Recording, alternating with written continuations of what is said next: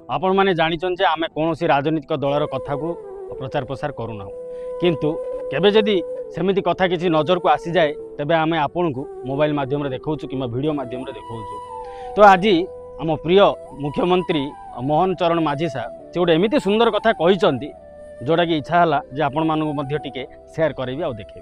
तेबे चलतु टिके आमे आखि पके नवा। एबे आम सरकार आहुरी गोटे योजना करिसंती जानि थांतु माँ माने कौन सेटा मुख्यमंत्री कन्या विवाह योजना।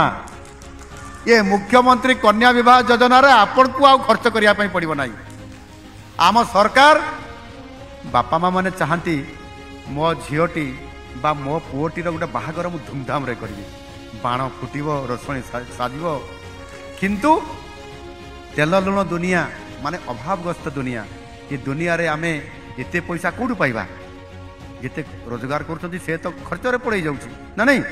गरीब बापा माँ माने भल बाहागर करि पारंती नहीं सेथिपाई आम सरकार तांकर मनर कथाटा को जानी पारिले जो गरीब परिवार अछंती जो माने ये काम करि पारिबे नाही से भरी परिवार को मुख्यमंत्री कन्या विवाह योजना माध्यम सरकार सब व्यवस्था करिवे।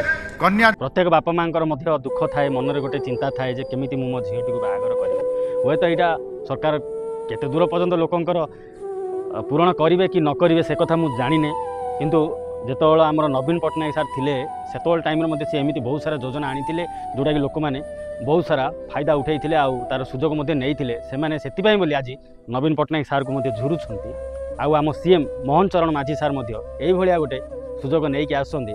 आ धन्यवाद आम ओडिशार ओडिया पुओ एते सुंदर ओडिया कहिकी समस्त सहित मिसी पारुचंती आ सेहिथि पई बहुत बहुत धन्यवाद दिल से थैंक यू।